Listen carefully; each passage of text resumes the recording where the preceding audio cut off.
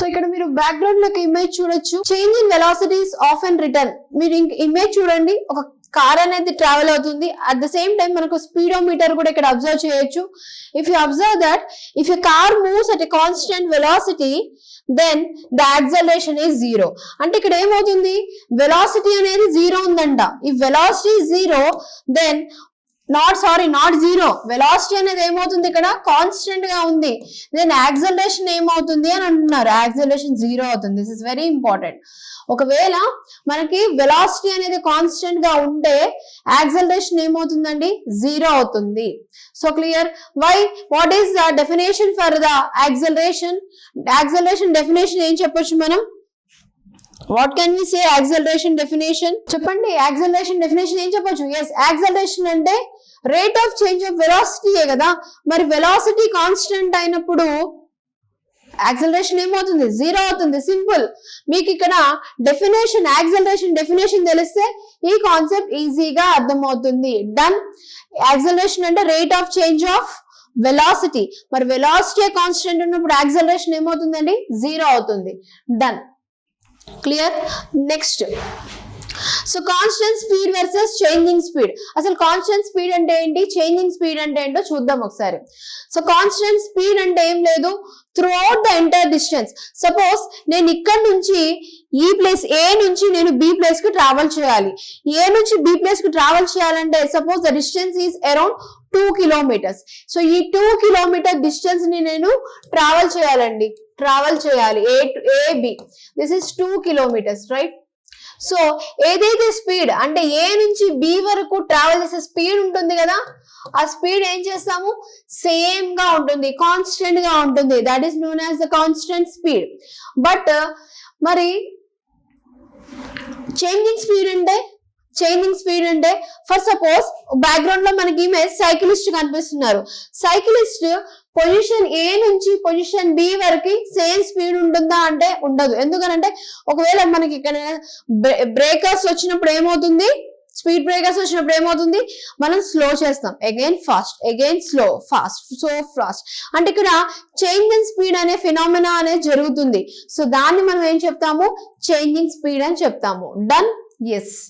So the next is, ఇది చూడండి, a car travels a distance of 500 meters in 10 seconds.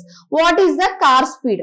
ఇక్కడ car speed, దీనికి formula తెలియాలి. ఏం చేయాలి మనం, కార్ స్పీడ్ అడుగుతున్నారు. స్పీడ్ కి ఫార్ములా ఏంటండి, స్పీడ్ కి ఫార్ములా ఏంటి, స్పీడ్ ఫార్ములా ఏంటి, డిస్టెన్స్ బై టైమే కదా. Speed is distance by time. మరి ఈ డిస్టెన్స్ బై టైమ్ అంటే ఎలా రాయొచ్చు మనం, డిస్టెన్స్ బై టైమ్. డిస్టెన్స్ ఎంత ఇచ్చారండి, 500 meters డిస్టెన్స్ అంట. టైం ఎంత, 10 seconds. సో ఎంత వస్తుంది మనకి స్పీడ్, 0 క్యాన్సిల్ అవుతుంది, 50 meter/second. సో ఒక కార్ అనేది 500 meters 10 seconds లో ట్రావెల్ చేస్తుంది. దాని యొక్క ఎంత స్పీడ్ వెళ్తుంది అనుకుంటున్నారు, 50 meter/second స్పీడ్ తో వెళ్తుంది అది. Done. Yes. So let's move to the next question. ఒకసారి చూద్దాము. A second car travels at a distance of 100 meters in 20 seconds. What is the car speed? Speed formula, speed is equal to distance by time. Distance ఎంత అండి, 100 meters. ఎంత time లో, 20 seconds. So 25. So speed ఎంత, 5 meter/second. So ఇలాంటి simple problems కూడా రావడానికి chance ఉంది. ఎందుకంటే ఇక్కడ మనకి ఫార్ములా అనేది మనకి తెలియాలి. Okay, done. Next, so if the girl walks to the red wall then walks backwards to the bear, how far she traveled? దీనికి వాల్యూ అనేది కావాలి. సో మనం ప్రాబ్లమ్స్ చేసినప్పుడు ఈ ప్రాబ్లమ్స్ అన్ని చేద్దాము. Done. Okay. So the next ఏంటి అని అంటే, so the next one is కొన్ని అప్లికేషన్స్ చూద్దాం మనం. So will see some of the applications. Done. So దాంట్లో the first application what we want to see is that, so the next is vertical motion చూద్దాం. ఇప్పటి వరకు మనం horizontal motion చూసాం. Next is vertical motion. ఏం చూద్దాం, vertical motion. Vertical motion, ఈ vertical motion గురించి మనం మాట్లాడదాం. వెర్టికల్ మోషన్ అంటే డౌన్వర్డ్సా సైడ్ వర్డ్సా, డౌన్వర్డ్స్ కదా వెర్టికల్ మోషన్ అంటే. సో డౌన్వర్డ్స్ కాబట్టి మనం ఏ కాన్సెప్ట్ గురించి మాట్లాడొచ్చు ఇక్కడ, on which concept we are talking with motion under gravity అండి. దేని గురించి డిస్కస్ చేస్తాం మనం ఇక్కడ, motion under gravity. Motion under gravity.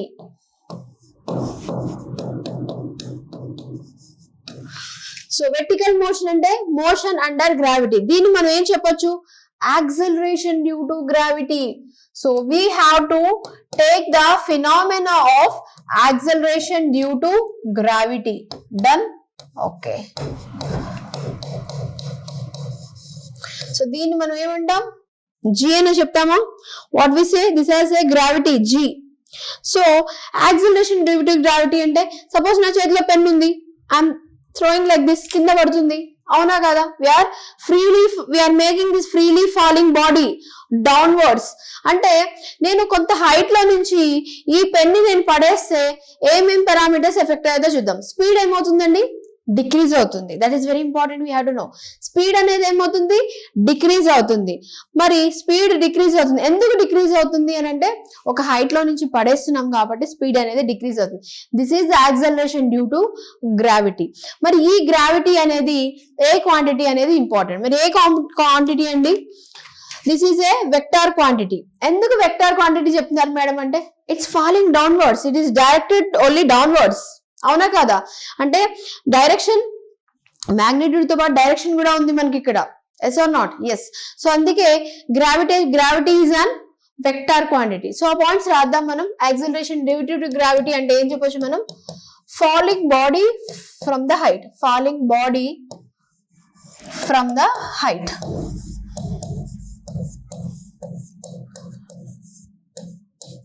Then next, so దీని వల్ల స్పీడ్ ఏమవుతుందండి? ఇది important. Speed decreases. Speed decrease అవుతుంది. This is what? Acceleration due to freely falling body. Acceleration due to freely falling body due to gravity. So దీన్ని మనం ఏం చెప్పొచ్చు? Acceleration developed in a freely falling body. So speed decrease అవుతుంది, ఏమవుతుంది ఇక్కడ? Acceleration అనేది ఏమవుతుంది? డెవలప్ అవుతుంది. So acceleration developed due to freely falling body. Done. Okay, next point ఏంటి అని అంటే గ్రావిటీ అనేది ఏ quantity? Gravity is which quantity? Gravity is a vector quantity. మరి వెక్టార్ క్వాంటిటీకి ఏముంటాయండి? మ్యాగ్నిట్యూడ్ ఉంటుంది ఆల్వేస్, అండ్ ఆల్సో డైరెక్షన్. అంటే it has the magnitude and direction also. Magnitude and direction also. Done. Okay, next, so gravity అనేది ఏ quantity? It's a vector quantity. It is having the magnitude and direction also. So clear? ఎందుకు vector quantity అంటే it's always, very important point, it is always directed towards the ground. Directed towards the ground కదండి? Yes. పైనుంచి మనం ఇలా వేస్తున్నాం, ఇదొక height. ఇక్కడ నుంచి మనం ఈ పెన్ ని ఇలా డ్రాప్ చేస్తున్నాను నేను. క్లియర్? అప్పుడు ఏమవుతుంది? స్పీడ్ డిక్రీజ్ అవుతుంది. అసలు ఇది ఎందుకు వచ్చింది? Acceleration due to gravity. So directed towards. So that's why gravity is a vector quantity. Done? Yes. So the next is gravitational value అనేది కాన్స్టెంట్ గా ఉంటుందా? నెక్స్ట్ క్వశ్చన్ ఏంటి అని అంటే గ్రావిటేషన్ వాల్యూ అనేది కాన్స్టెంట్ గా ఉంటుందా అంటే గ్రావిటేషనల్ వాల్యూ కాన్స్టెంట్ గా ఉండదు. పోల్స్ దగ్గర వేరేలాగా ఉంటుంది, ఎర్త్ దగ్గర వేరేలాగా ఉంటుంది. మరి పోల్స్ దగ్గర ఎంత ఉంటుందో మనం తెలుసుకోవాలి. మరి పోల్స్ దగ్గర ఎంత ఉంటుందంటే 9.83 metre per second square. Clear? 9.83 metre per second square on the poles. మరి ఈక్వేటర్ దగ్గర ఎంత ఉంటుందంటే 9.78. ఇట్ ఈస్ కొంచెం డిఫరెన్స్ అంతే, 9.78 metre per second square. So the next question ఏంటి అని అంటే gravity is not constant everywhere. ఒకవేళ గ్రావిటీ కాన్స్టెంట్ గా ఉంటే యాక్సిలరేషన్ ఏమవుతుంది? అది కూడా కాన్స్టెంట్ కదా. అప్పుడు అసలు మనకి ఈ న్యూటన్స్ లో అవేమి ఉండవు, ఎలాంటి లా ఆఫ్ మోషన్స్ అనేవి మనకు ఉండవు కదా. So gravity is not constant. And the most important point is gravity at poles is greater than gravity at equator.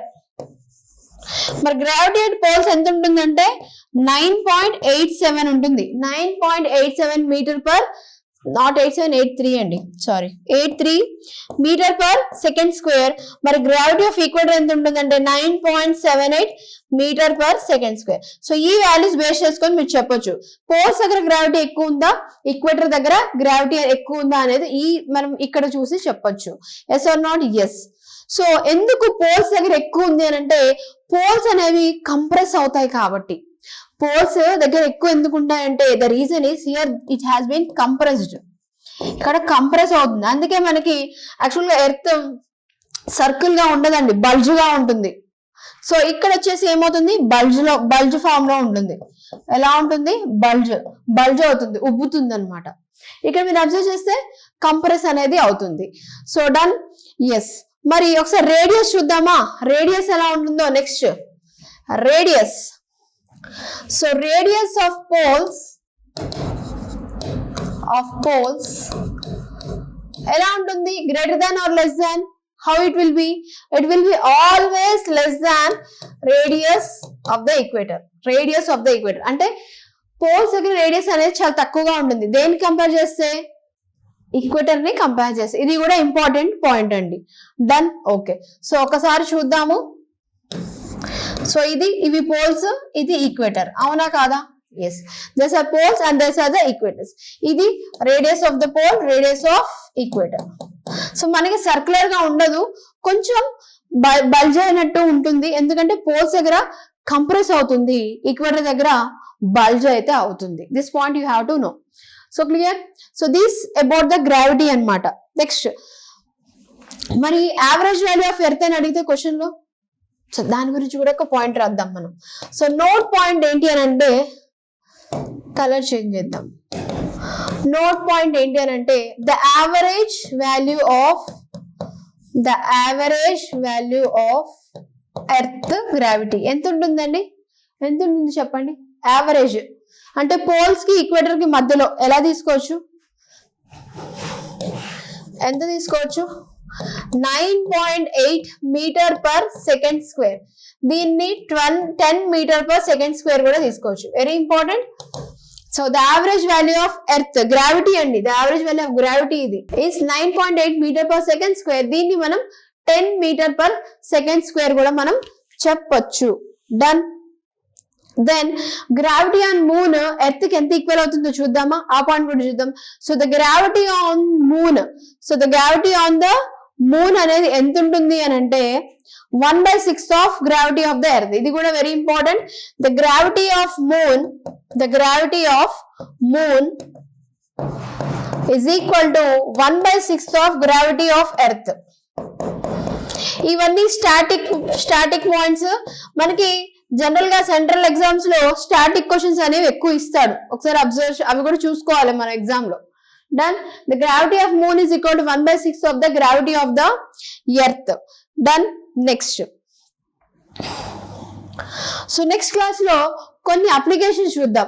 Body అనేది మనకి direct towards the freely falling body అయినప్పుడు ఏమేం పారామీటర్స్ చేంజ్ అవుతాయో మనం నెక్స్ట్ క్లాస్ లో చూద్దాం. అది done.